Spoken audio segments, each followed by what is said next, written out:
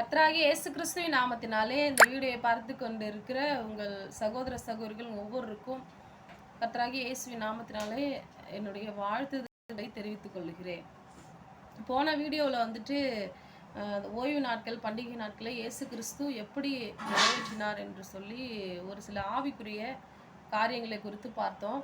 அதனுடைய தொடர்ச்சியாக பாதி வீடியோ போட்டிருந்தோம். அதோட மீதி வீடியோ இந்த வீடியோவில் மீதி உள்ள காரியங்களை பார்க்கலாம்.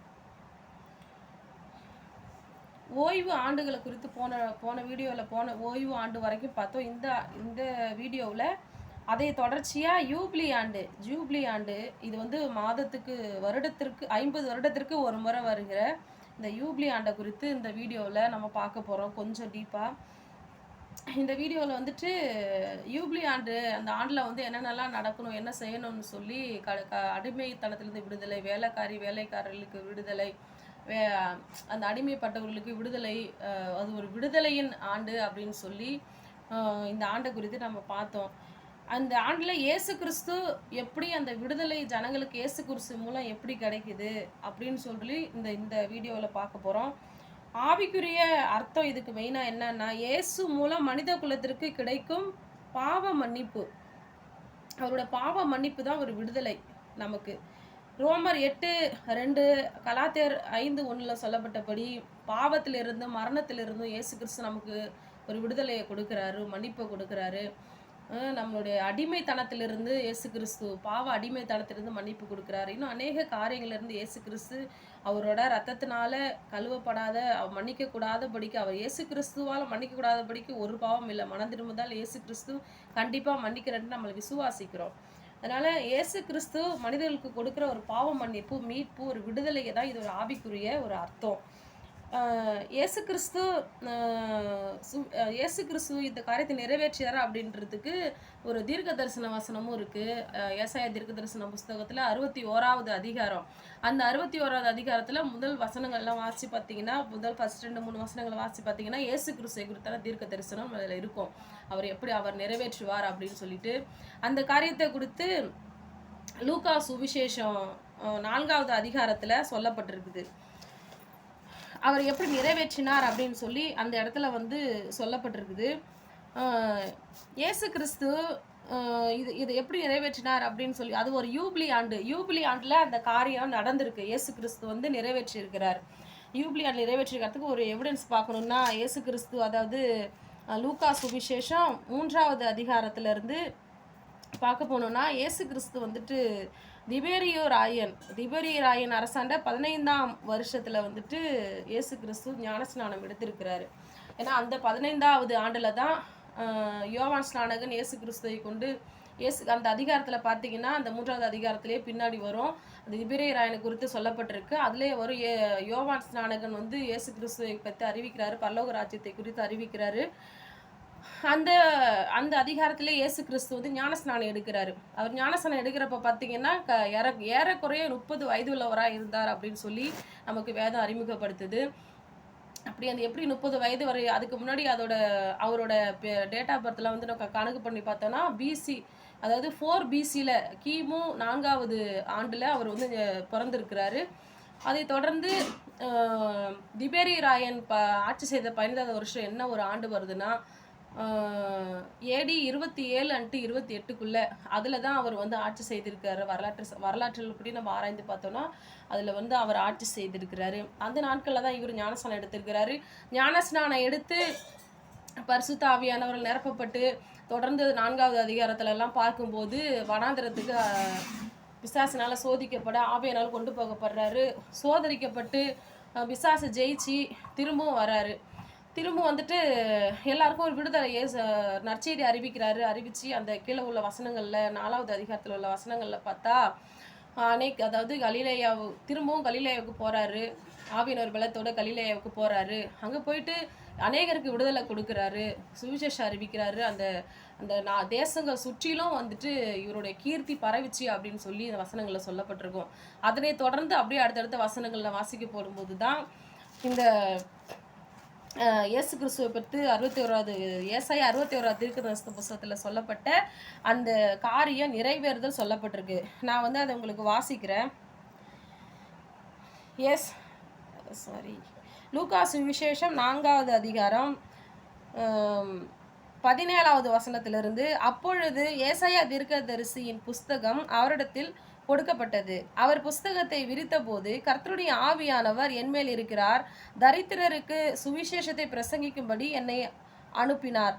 இருதயம் நொறுங்குண்டவர்களை குணமாக்கவும், சிறைப்பட்டவர்களுக்கு விடுதலையையும், குருடருக்கு பார்வையையும் பிரசித்தப்படுத்தவும், நொறுங்குண்டவர்களை விடுதலையாக்கவும், கர்த்தருடைய அனுக்கிரக வருஷத்தை பிரசித்தப்படுத்தவும் என்னை அனுப்பினார் என்று எழுதியிருக்கிற இடத்தை அவர் கண்டு வாசித்து புஸ்தகத்தை சுருட்டி பணிவிடைக்காரரிடத்தில் கொடுத்து உட்கார்ந்தார். ஜெப ஆலயத்தில் உள்ள எல்லாருடைய கண்களும் அவர் மேல் நோக்கமாக இருந்தது. அப்படி 20 வசனம் வரைக்கும் சொல்லப்பட்டிருக்கு. அந்த 21 வசனத்துல சொல்றாரு, அப்பொழுது அவர் அவர்களோட பேசத் தொடங்கி, உங்கள் காதுகள் கேட்க இந்த வேத வாக்கியம் இன்றைய தினம் நிறைவேறிற்று என்றார். ஏன்னா இயேசு கிறிஸ்து அவர் கொண்டு சொன்னப்பட்ட அந்த தீர்க்க தரிசனம் இந்த நாட்களில் தான் வந்து நடந்திருக்கு, நிறைவேறியிருக்கு. அப்படின்னா கண்டிப்பாக இது யூப்ளி ஆண்டில் தான் அவர் இந்த காரியத்தை வாசிச்சிருக்கிறாரு.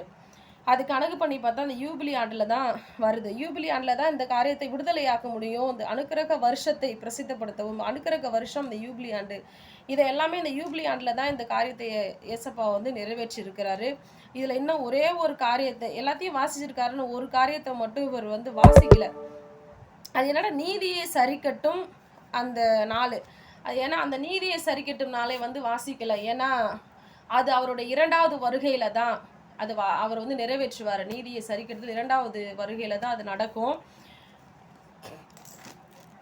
2வது வருகையில தான் அந்த காரியம் வந்து நடக்கும் அப்படின்ட்டு. ஏன்னா இப்போ முதல் வருகையில் அவர் அந்த நியாய தீர்ப்பு சரி கட்டுற நாட்கள் அப்போ கிடையாது. 2வது வருகையில் தான் நடக்கணும். ஏன்னா இந்த காரியத்தை வச்சு பார்க்க போனால் இயேசு கிறிஸ்து 2வது வருகை வந்து இந்த யூபிலி ஆண்டாக தான் இருக்கணும் அப்படின்னு சொல்லி நம்ம நம்ப வேண்டிய ஒரு சூழ்நிலையாக தான் இருக்குது. ஏன்னா 2வது வருகை யூபிலி ஆண்டில் வர்றதுக்கு, யூபிலி ஆண்டில் தான் வருவார்ன்றதுக்கு கண்டிப்பாக நம்ம இந்த எவிடன்ஸ் எல்லாம் வச்சு பார்க்கும்போது கண்டிப்பாக அவர் 2வது இந்த யூபிலி வருடத்தில் தான் வரணும். ஏன்னா இந்த அதே இந்த யாத்ராகம புஸ்தகத்தில் 7வது மாதம் தான் எக்கால பண்டிகை சொல்லப்பட்டிருக்கு. அதே 7வது மாதம் தான் 10வது நாள், அதாவது முதல் 7ஆம் மாதம் 1ஆம் தேதியிலேருந்து எக்கால பண்டிகை. அதில் 7 நாள் அவங்க கொண்டாடுவாங்க. அதில் வந்துட்டு 10வது நாள் திரும்பவும் ஒரு எக்காலம் ஊதணும் அப்படின்னு சொல்லிட்டு எதில் சொல்லியிருக்காங்கன்னா 25வது அதிகாரத்தில் சொல்லியிருக்காங்க. அது எந்த விதத்தில் சொல்லியிருக்காங்க அப்படின்னா நம்ம இந்த யூப்ளி வருஷத்தில் தான் சொல்லியிருக்கிறாங்க. யூப்ளி ஆண்டில் 25வது அதிகாரம் லேவியராகமும் 25வது அதிகாரம் 9வது வசனம் 10வது வசனத்தில், அப்பொழுது 7ஆம் மாதம் 10ஆம் தேதியில் எக்கால சத்தம் தொனிக்கும்படி செய்ய வேண்டும். பாவ நிவாரண நாளில் உங்கள் தேசமெங்கும் எக்காலம் தொனிக்கும்படி செய்ய வேண்டும். 50ஆம் வருஷத்தை பரிசுத்தமாகிய தேசமெங்கும் அதன் குடிகள் எல்லாம் விடுதலை கூற கடவீர்கள். அது உங்களுக்கு யூபிலி வருஷம். ஏன்னா இப்படி சொல்லப்பட்டிருக்கு. ஏன்னா யூபிலி ஆண்டை அறிவிக்கிற அந்த காலம்தான் இந்த 7ஆம் மாதத்தில் தான் இயேசு கிறிஸ்து எக்கால பண்டிகை நாட்கள்லாம் தான் இயேசு கிறிஸ்து வருவார்னு சொல்லப்பட்டிருக்கு சொல்லி நம்ம ஏற்கனவே பார்த்தோம். அதே போல எக்காலம் தொனிக்கும் போது இந்த எக்காலம் தொனிக்கும் போது தான் இயேசு கிறிஸ்துவும் என்ன இந்த நீதியை சரிக்கட்டு நாள் அந்த நாட்களில் தான் இருக்கணும் அப்படின்னு சொல்லிட்டு இந்த வசனங்களின்படி நம்ம விசுவாசிக்கிறோம், நம்பித்தான் ஆகணும். ஏன்னா அவருடைய மரணம், அவருடைய உயிர்ப்பு, பெந்தகோஸ்து நாள் பொழியப்பட்டது எல்லாமே அந்த பண்டிகை காலம். ஏதாவது கர்த்தருடைய பண்டிகை அப்படின்னு சொல்லி தான் இந்த வசனங்கள்லாம் சொல்லப்பட்டிருக்கு. இத்தனை நிறைவேற்றிருக்கிறாரு. கண்டிப்பாக இந்த நிறைவேறுதலும் இந்த யூபிலி ஆண்டில் தான் இருக்கும் அப்படின்னு சொல்லி நம்ம கண்டிப்பாக நம்பித்தான் ஆகணும். ஏன்னா அந்த எரேமியா 34வது அதிகாரத்தில் இந்த தேவன் கொடுத்த இந்த யூபிலி வருட கட்டளைகளை அந்த ஜனங்கள் கை கொள்ளலை, அடிமைகளை விடுதலையாக்கலை, வேலைக்காரர்கள் இவங்களையெல்லாம் வந்துட்டு விடுதலை ஆக்கிட்டு திரும்பவும் அவங்க எல்லாரும் என்ன பண்ணிட்டாங்க, அந்த ஜனங்கள் எல்லாரும் வேலைக்கு திரும்பவும் அடிமையெல்லாம் சேர்த்துட்டாங்க. அதனால தேவன் வந்து அவங்களுக்கு தண்டனை கொடுத்துருக்கிறாரு. சிறை பிடிச்சிட்டு போகிறதுக்கு அனுமதி கொடுத்துருக்காரு. அதுக்கு நிறைய தண்டனைகளை அது பட்டயம் அப்படின்னு சொல்லி, பஞ்சம் அப்படின்னு சொல்லி நிறைய காரியங்களை அதில் குறித்து தண்டனையாக கொடுத்துருக்காரு ஏசப்பா. அது நீங்கள் 34வது அதிகாரத்தில் வாசி பார்த்தீங்கன்னா இந்த விடுதலை கூறாமல் ஏமாத்தினவங்களுக்குரிய தண்டனையை அதில் கொடுத்துருக்கிறாரு. ஸோ இதெல்லாம் ஒரு உதாரணமாக இருக்கும்போது கண்டிப்பாக இயேசு கிறிஸ்து 2ஆம் வருகையில் இந்த ஒரு யூபிலி ஆண்டில் தான் மேக்சிமம் இருக்கணும். அந்த 7ஆம் மாதம் இந்த யூபிலி ஆண்டில் வருகிற அந்த பாவ நிவர்த்தி 10வது நாள் எக்காலம் தொனிச்சு சபை குடிக்க வைத்து அந்த பாவ நிவர்த்தி நாளில் அந்த நாள்களில் இந்த விடுதலை ஜனங்களுக்கு கண்டிப்பாக இந்த நீதியை சரிக்கட்டுற நாள் விடுதலை அந்த யாரெல்லாம் ஏமாத்துனாங்க அவங்களுக்கு கண்டிப்பாக இந்த மாதிரி நீதியை சரிக்கட்டுற நாளாக இருக்கும் அப்படின்னு சொல்லி நம்ம நம்புகிறோம். ஒரு உதாரணத்துக்கு இந்த விடுதலை இயேசு கிறிஸ்து நம் புதிய ஏற்பாட்டில் ஒரு சில விடுதலைக்குரிய ஒரு ஆதாரங்களை ஒரு சிலர் பார்க்கலாம். நாம் அப்படின்னா இந்த அடிமைத்தனத்திலிருந்து விடுதலை பிளேமோனில் ஒரு காரியம் சொல்லப்பட்டிருக்கு. பிளேமோன் புஸ்தகத்தில் பிளேமோன் வந்துட்டு பிளேமோனுக்கு எழுதின நிருபம் பவுல் அப்போஸ்தலன் பிளேமோனுக்கு எழுதியிருப்பாங்க. அதில் ஒனேசிமு அப்படின்னு ஒரு கேரக்டர் இருப்பாங்க. அவங்க வந்துட்டு பிளேமோனுக்கு ஒரு அடிமையாக வாழ்ந்துட்டு இருந்தவங்க. சில காலகட்டங்களில் அவர் தலைமறைவாகி ஜெயில் கைதியாக போகப்படுறாங்க. அங்கே பவுல் அப்போஸ்தலனை சந்திக்கும் போது சுவிசேஷத்தை கேட்டு அவங்க ரட்சிக்கப்பட்ட ஒரு விசுவாசியாக மாறிடுறாங்க. அதே பவுல் அப்போஸ்தலன் தனக்கு அவன் கூட இருந்தால் வேலையாக ஒரு உதவியாக இருக்கும்னு தெரிஞ்சியும் அவர் வேண்டான்னு சொல்லி திரும்பவும் பிளேமோன்ட்ட அனுப்புகிறாங்க. அடிமையாக கிடையாது, நான் உன்னோட சகோதரனாக அனுப்புகிறேன், அவங்க உங்ககிட்ட எந்த ஒரு குறையை வச்சுருந்தாலும் அது எல்லாத்தையும் என்னோட கணக்கில் வச்சுடு அப்படின்னு சொல்லிட்டு ஒரு அன்பாக ஒரு தயவாக ஒரு வேண்டுகோளாக அவங்களுக்கு எழுதி அனுப்புகிறாங்க. இப்படி ஒரு விடுதலையை தேவனுடைய இயேசு கிறிஸ்து ஏற்றுக்கொண்ட நிமித்தம் அவருடைய ரத்தத்தினால நமக்கு பாவ மன்னிப்பு கொடுத்த நிமித்தம் ஒரு விடுதலையை ஒரு நேச்சுரலாக இந்த ஒரு காரியம் நடந்திருக்கு. ரோமர் 6வது அதிகாரம் 18வது வசனத்தை சொல்லப்பட்டபடி பாவத்தினின்று நீங்கள் விடுதலையாக்கி நீதிக்கு அடிமையானீர்கள் அப்படின்னு சொல்லி பாவத்திலிருந்து ஒரு விடுதலையாக்குற ஒரு உதாரணம் சொல்லப்பட்டிருக்கு. அது மாத்திரம் இல்லாமல் நம்மளுக்கு கர்த்தர் மன்னிக்கிற மாதிரி நாமளும் மற்றவங்கள மன்னிக்கணும் அப்படின்றதுக்கு இன்னொரு உதாரணம் மத்தேயு சுவிசேஷம் 18வது அதிகாரத்தில் 23வது வசனத்திலிருந்து 35வது வசனம் வரைக்கும் சொல்லப்பட்டிருக்கு. இந்த வசனத்தில் என்ன சொல்லப்பட்டிருக்கு அப்படின்னா, இந்த அதிகாரங்களில் நீங்களும் அவனவன் தன் சகோதரன் செய்த போட்டு உபாதிக்கிறவன்ட்ட ஒப்பு கொடுத்துட்றாங்க. ஸோ ஏன்னா ராஜா இவனுக்கு மன்னிச்சது போல இவரும் தன்னோட உடன் ஊழியலுக்கு மன்னிக்கணும்ல, மன்னிக்காம போயிட்டாரு. அதான் ஒரு சகோதரன் 7 தடவை குற்றம் செய்தாலும் அவனுக்கு மன்னிக்கணும் அப்படின்னு சொல்லி நமக்கு ஏசப்பா சொல்லி கொடுக்குறாரு. இன்னொரு உண்மையை பார்க்கணும்னு சொன்னால், பாவியான ஒரு ஸ்திரீ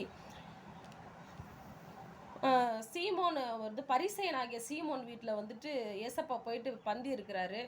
இதை பார்த்த ஒரு ஸ்திரீ ஒரு பாவி அந்த ஸ்திரீ போயிட்டு பரிசேயன் வீட்டிலேயே பந்திருக்கிறாரு, அப்போ நம்மளையும் மன்னிப்பாருன்ற ஒரு விசுவாசத்தில் ஒரு நம்பிக்கையில் தான் இந்த ஸ்திரீ போயிருக்காங்க. ஆனால் அவங்க வீட்டுக்கு போயிட்டு ஏசப்பா பாதத்தில் பின்னாடி நின்று தன்னோட கண்ணீரால் ஏசப்பாவுடைய பாதத்தை கழுவி தன்னுடைய முடியினால் தொடச்சி நறுமண தைலத்தை கொண்டு போயிட்டு பரிமளத்தை அப்போதான் சொல்றாரு, ஆமாம், யார் அதிகமாக அன்பு கூறுறாங்களோ அவங்களுக்கு அதிகமான பாவங்கள் மன்னிக்கப்பட்டது அப்படின்னு சொல்லிட்டு அவங்கள பார்த்து சொல்கிறான்.